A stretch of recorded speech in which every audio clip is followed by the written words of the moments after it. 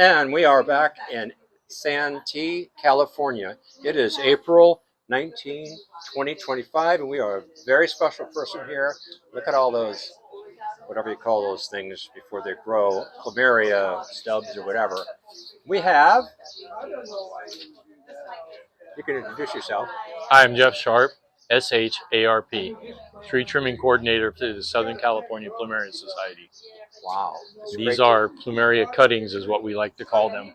And can you tell us how, I'm going to do the website here,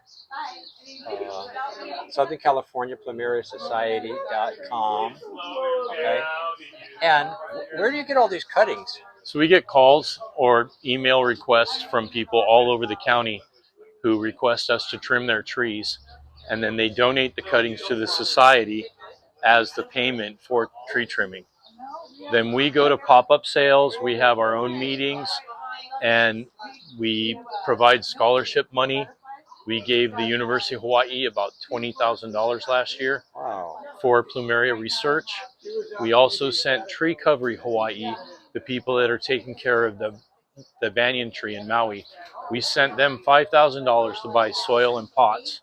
And then we sent them now about 250 cuttings from San Diego to grow on the island. And as houses get rebuilt in Lahaina, they get to go pick out and get free trees that came from San Diego to plant at their house in Lahaina. And that big tree is, I saw a drone shot of it on the internet. The banyan tree is really coming to life, back to life there in Lahaina. So when we go out to trim a tree, the first thing we do is we trim branches for the health of the tree. And so we would take an angle cut and leave the angle cut on the tree. It can either be this way or this way, so the water doesn't pool in that opening and cause rot. Okay. And then we take the cutting and we balance it upside down, and we do as best of a horizontal cut as possible. That way we get better root coverage. And then if you look inside, we dip them in sulfur. Sure. And sulfur. And the sulfur is a protectant. We had a professor from UC Davis come down and explain how they prepare succulent cuttings that they take in the wild and bring back to California. And one of the things they do is they dip it in sulfur to protect it. So that's like a putty. How do they It's a powder. That's a powder? Yes. On the back of that thing? That's not like a putty. So what happens is the sap that's coming out of the branch mixes with the sulfur and then hardens, and it works like putting a Band-Aid on the bottom of the cutting. And I've had cuttings where we dipped them in sulfur and then put a plastic bag so the sulfur wouldn't come off. A friend drove up to San Jose and put the cutting in her greenhouse and forgot about it until spring. And when she went to empty her greenhouse, the bag was full of roots. That's how good plumerias will root. The worst thing you can do to a plumeria is overwater it, because they are considered succulents. And how many known varieties, not hybridization, because that happens with most stuff, but almost all plumerias are hybridized now because we have cross-pollination between the trees, and every seed in a pod has its own DNA. And every seed grown is going to be a different cultivar than the mother and the father. What does a seed look like? I've never seen I don't know if I have a sample, but they're thin and shaped like an almond, and then they have a tail on them, so that when they fall out of the pod, they spin around, and it's pointy at the one end. The tail is rounded, and then it has that tail, and it'll punch right into the ground, and if the conditions are right, it'll take and start growing, and you'll have a brand new cultivar. As far as colors and types, in the U.S., about how many? 8,000 varieties of plumeria now, but we're guessing nationwide or worldwide. From the original white ones that the Spaniards collected in the Caribbean and took with them across the Pacific until they got to the Philippines. And when they got to the Philippines, they built their missions just like our missions in San Diego or in California, and they planted plumeria trees at all the missions. So if you ever get a chance to visit a mission in the Philippines, you're going to see 500 to 600-year-old plumeria trees growing out in front. And where, and these can be indoors or outdoors or in pots, right? But where can they not grow in the country? Are they So we cold have, climates like Midwest, they East don't Coast? like cold climates. I have a friend that lives in Iowa, and she spends her springs carrying them out of the basement and putting them in the ground in her yard. And then in September, Oh, yeah. before the first frost, she digs up all her plumerias and puts them back in the basement. The people in Texas have to dig them up during the winter. Even most of Florida, they have to dig them up. Florida. You get frost down and freeze down in the Orlando area, and there are trees that are growing in the outdoors out there that are okay. But as far as San Diego goes, we can grow as far east as Alpine, and we can grow as far north as, I've been up to Santa Barbara and seen trees on the ground. So, okay, that's a good north up to Santa Barbara. There are That's, people in the Bay Area growing them. There are people in Chicago that grow them, and they grow them indoors during the winter, or they just let them go dormant indoors. But then once it gets warm enough, they move them outside. I've even had cuttings go all the way as far as Montreal, and they're growing them in Montreal now. There's people in Edmonton that are growing them. inside And so or outside? Inside for most of the year, but as soon as seasonal. it's warm enough, I saw pictures of one in Heidelberg, Germany, that during the winter they put a protective visqueen covering over the plumeria tree. It's in an atrium at a hotel, and so the other great place to grow them is all over Australia. They've got our San Diego similar climate, and of course that Mediterranean climate throughout the Mediterranean. Sicily has trees all over, and I'm our coastal area, like La our Jolla, coastal, they PB, love it. That's a real Mediterranean with a lot of moisture. Betsy lives in Bay Park, and the only thing she doesn't get from her plumerias is the color that the East County people get, because she has that constant low temperature. But once you get East County and the colors, a good example is one called Galat Sunset. Bud lived in Huntington Beach, and he gave a cutting away, and it was taken up to Anaheim Hills. In Sunset Beach, or in Huntington Beach, it's a rainbow, and so it's got red and yellow and some orange. In Anaheim Hills, just 10, 15 miles east, it's solid red. That's interesting. And because it's hotter and it's hotter longer, you know, the morning fog keeps the temperatures at the beach area cooler, and so it just doesn't get the heat to change colors. Another hotbed for growing is Allied Gardens. Everything that goes in the ground in Allied Gardens, plumeria wise, is dark, vibrant colors as opposed to coastal plumerias. Well, Jeff, can you show us, like, say, if I can take one of these out? Sure. I get one of these, and I want to grow it, but I don't think I'm ready to put it in the ground in my yard. Of course, I got gophers, so I can't do that anyway. But how do you start this? So Lady over here was saying that you don't plant it too deep. She was kind of showing me like 4 fingers. So And a so, rule of thumb from the master gardeners is, if you plant it low, it's sure to go. If you plant it high, it won't die. So what I tell people when we go out there is I do the thickness of my 3 fingers. okay, three And fingers. and what I'll do for some people is Mark it. So Sure. this is a ballpark mark, but I'll do this for people when they take their cutting back from one of our sales, so they know that they want it shallow. Yeah. What I got from the arborists are the flare of the root ball. If you look at any tree, you see the flare of the roots right at the surface. And so if you take a plumeria and you put that in a pot, the 3 fingers, it's going to push roots looking for the wet soil in the container. But if you put it 6 inches down, now this is in the wet spot and it will rot. Okay. And so we keep it up high so that it'll push roots looking for the water. And then the care, okay, when would I expect to have leaves and eventually flowers? So the first thing that I do when I'm shopping for cuttings, I'm going to grab a different one and show you. I'm going to follow you over here. Let's see So all these beautiful plumerias. So this big long one Oh my gosh. 3 years ago, we cut it about all the way back to the main branches, and about that's two and a why half it has feet. all this growth. Okay. Then it bloomed right here, and then so you can kind of gauge by that scar. Cut off, That's right. the inflow scar. That it grew that much before we have another inflow scar. So you could take this, your same measurement, and then go 1, 2, and it has a chance of blooming on this end this year.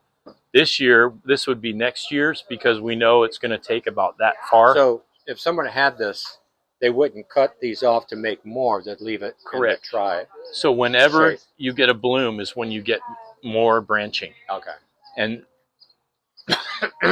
one of the problems people think is exactly what you said. How do I introduce more growth to my tree? Well, this tree, you can tell by the growth, this is a lanky, long grower. So you're never going to get it to stay small. What you have to do is you have to look for a compact grower. JL Pink Pansy, for instance, JL stands for Jim Little. He has a 20-acre Plumeria farm on Oahu with over 10,000 trees. He grows everything from seeds, so they're all hybrid. But Pink Pansy is a nice little compact grower. It will grow 4 inches in bloom, and you'll get blooms on your mark, on your inflow here where the scar is. It'll grow this far and it'll bloom again in the same year.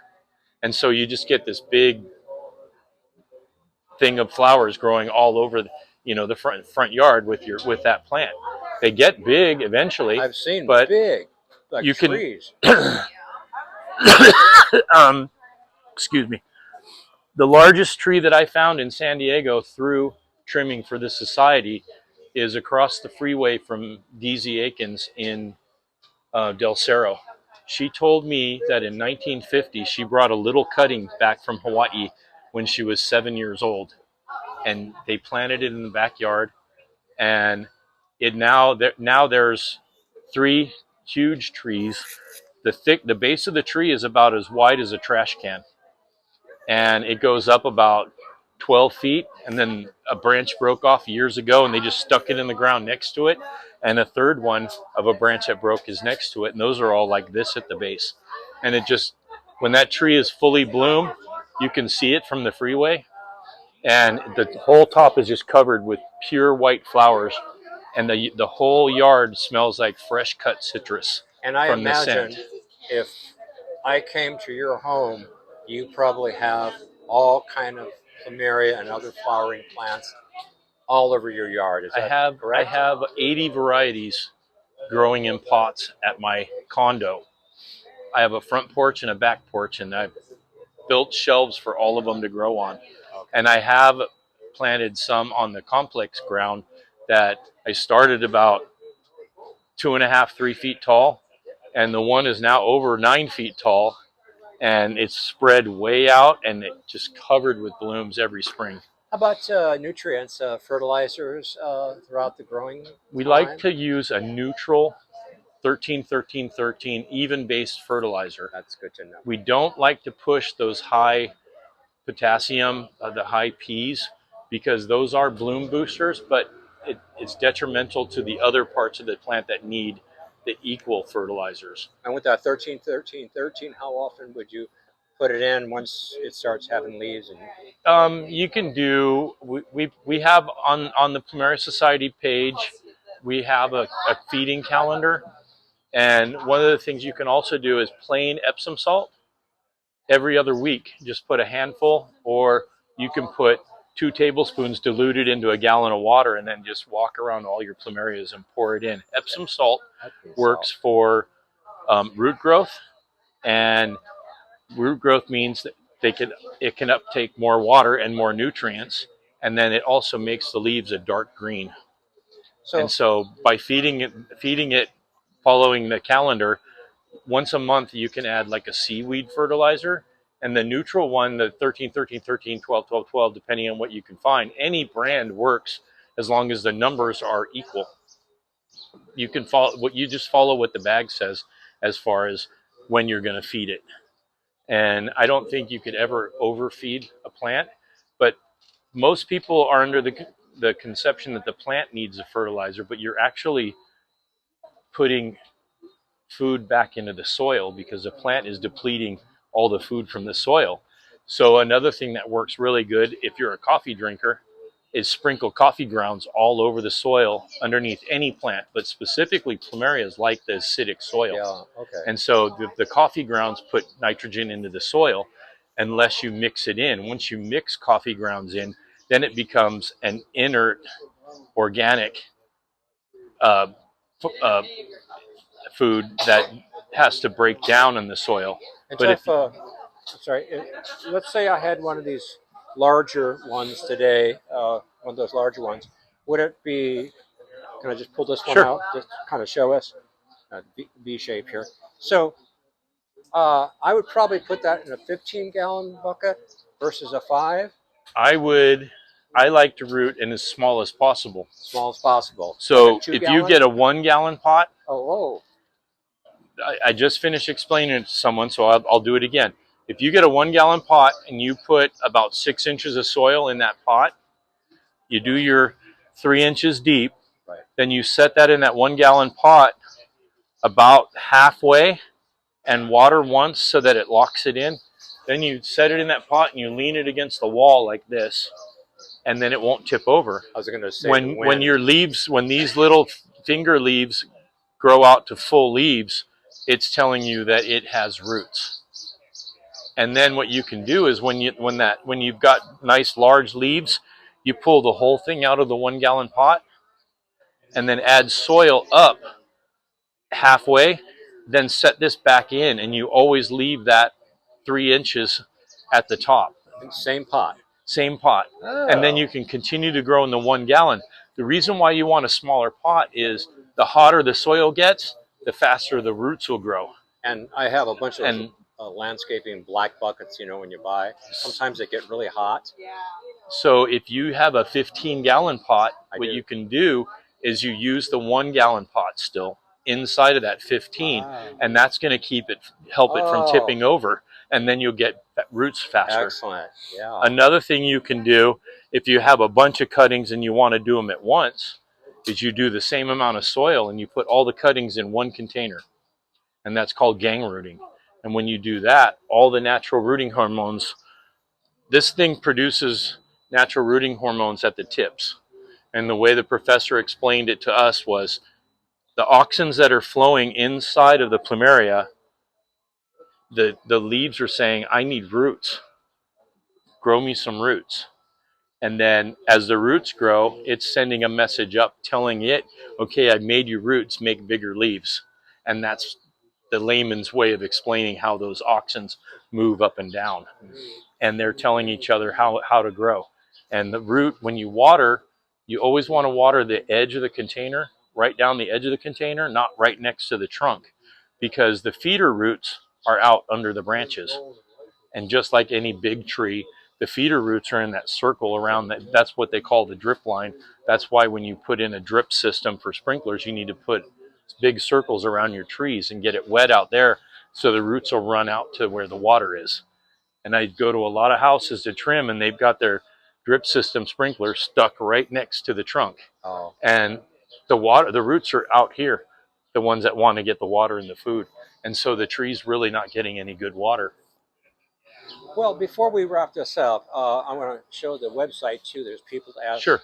answer questions. I assume if they send a question, okay, or if they want to get some of these. Can you kind of show us some of the different cuttings and colors? So this one that we've been using and showing is called Blush Pink. It's a nice, strong, thick grower, and I mean thick as in multiple branches off of a new cutting. Okay. And then this one here was a white with a pink band around each of the petals, and it looks really pretty, a really nice color. This is a dark pink, and the whole flower is multicolored dark pink. We think it's Lanny Beauty, but we don't want to assume the variety's name.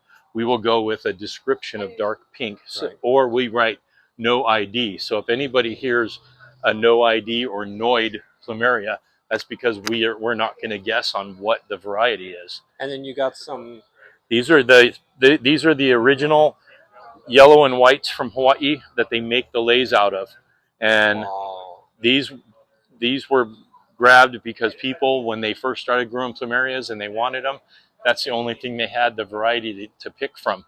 A very hardy grower for San Diego is celandine. You can grow it just about anywhere. They're like Mexican box fan weeds, and that's the way they feel about the plumerias in Hawaii. The yellow and whites. We got lucky this time when we had one house that had about a dozen trees. Oh, we got some more on the And side then there. this one, this is a special one. It's called Joy, Joy. named for Herzog. Joy. The Herzogs live in Lakeside and they grow plumerias from seeds also. And they have multiple varieties that they've named after all the women in the family. And so Joy, this one, this tree was trimmed. It's in Santee, back maybe 5 miles east of us. And where it's planted at the house, during the winter, it gets all the dryer heat off of the dryer exhaust hitting it and keeps it warm during the winter. When this thing grows out, it will be a white flower until it gets to 95 degrees, and then it starts turning to a blush pink, really light pink color. The interesting thing about this is it smells like candy. Those little sweet tart candies when you eat them, and they have different flavors. But if you put two or three in your mouth at the same time, that little sweetness, that's what this smells like. That's incredible. And so, depending on cultivars, people like the color of the blooms or they like the scent. And every once in a while, the color of the bloom and the scent makes it a home run. And we've got some more over here. So this one is interesting. This one is called Madam Pony. Madam Pony. She was found growing wild on the Waianae coast. So her AKA is Waianae Beauty. And she's one of the only plumerias that the petals fold like a taco and then twist. And it's red in the inside and yellow along the edges and then white in between. That's unusual. This is a common one, Samoan fluff. This is one that is just a plain white. But the interesting thing about it is it smells like fresh ground cinnamon. It's got a spicy scent to it. Wow. And then more celandines. And I think what we have are the Singapores that we talked about first. But Singapore is it's a different cultivar altogether. It's an evergreen, and so it'll keep the leaves all winter long. Well, this has been like an encyclopedia of information. This is unbelievable. I'm going to give you my card and my link. Also, if people want to reach out, I can't read through that. You want to give us the .com again? Southern California Plumeria Society.com or on Facebook, Southern California Plumeria Society. And another page that we run on Facebook is Plumeria Trees of San Diego, Cool. where I document the history of the trees that I've trimmed. All right. Thank you so much for your Thank time, you. and hopefully you will get these in deserving homes, and they'll be very happy, and you'll have a lot more to supply. Do you do this year-round, the cuttings? We do it up until October roughly, and then if we trim trees in the winter, it's only for an emergency. We trimmed a tree in Point Loma last year that was tipping over because it got so much rain. Yeah. So we trimmed all the branches off to keep the tree from falling over and Okay. saved it. And you want to introduce just your helpers here, so we get Jeff is Cindy. I am Cindy. your one. Are you a couple? No, she's just one of the helpers. Okay, you're helping. I just Yeah. My daughter Alex, hi. All the Betsy, Plumeria people here. Wow, did I miss and anybody? Bruce and Fran are over here. Okay, the two ladies right here. Bruce and Fran. Oh, okay. Except I said it backwards. All right. Thank you so much.